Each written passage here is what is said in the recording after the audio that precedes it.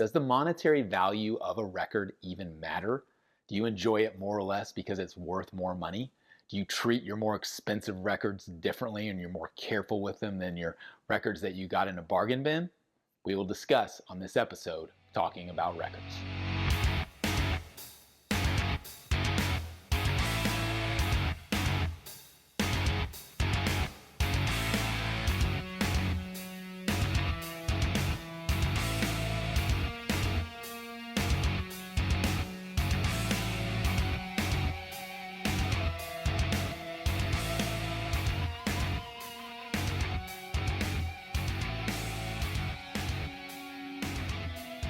My name is G.I. Sanders from NTX Vinyl, a small chain of independent record shops in the Dallas-Fort Worth area.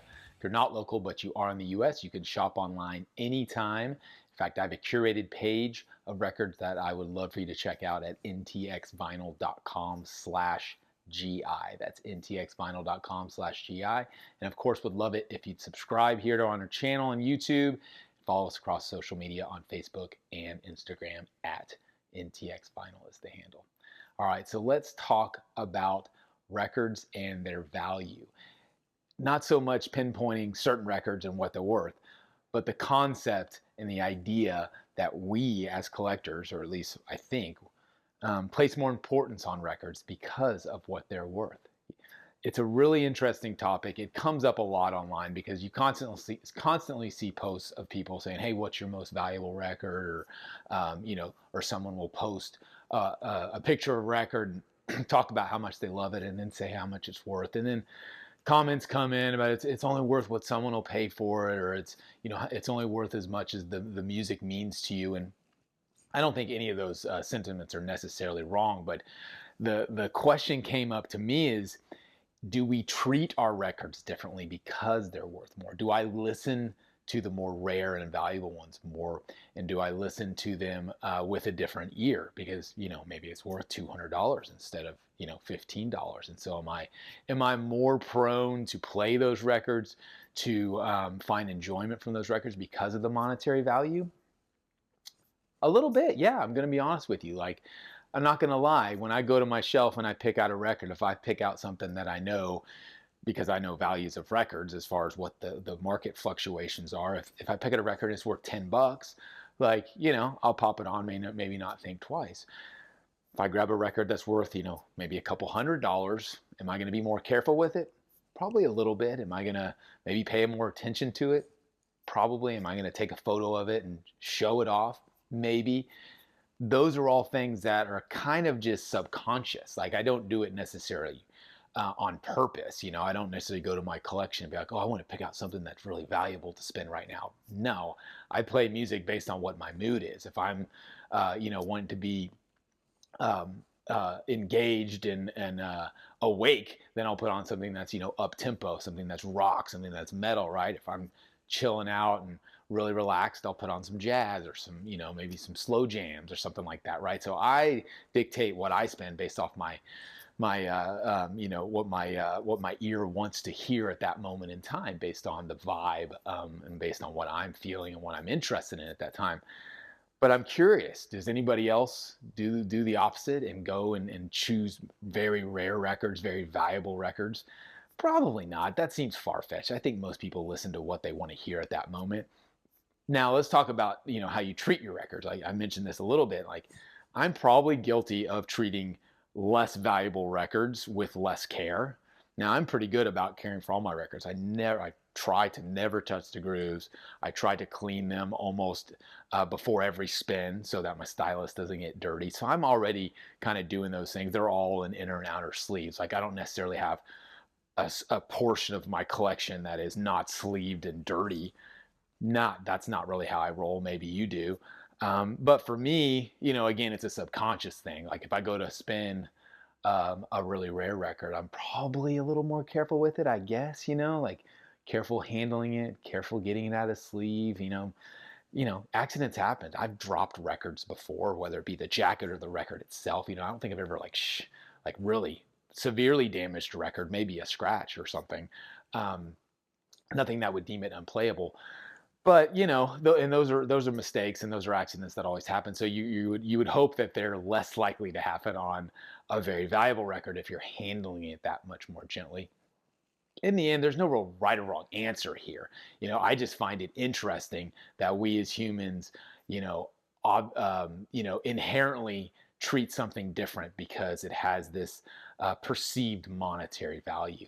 And then you get into the idea of what happens if the value drops. Maybe I have an original pressing of something that's worth a lot of money because it's never been reissued. But then it gets reissued, and then everyone's got the reissue, of course.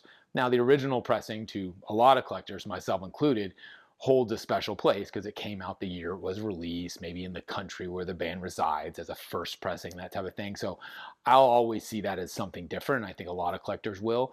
But the fact of the matter is now that original pressing that used to be worth $250, now it goes for $75 because the reissue is available everywhere for 25 or $30.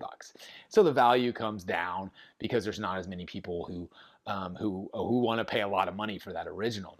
So in that scenario, am I less likely to gravitate towards that original now that maybe I have the reissue as a backup or a play copy? I don't know. These are all like first world problem questions, of course, but it fascinates me, and mainly it's because of the discussion I see online. Because there's always a post every day in every group about monetary value and what it's worth, and people always asking, does anyone know what this record's worth? And everyone automatically responds, go to Discogs. Then the person replies and says, I went to Discogs, there's 400 pressings, I don't know how to figure out the right one.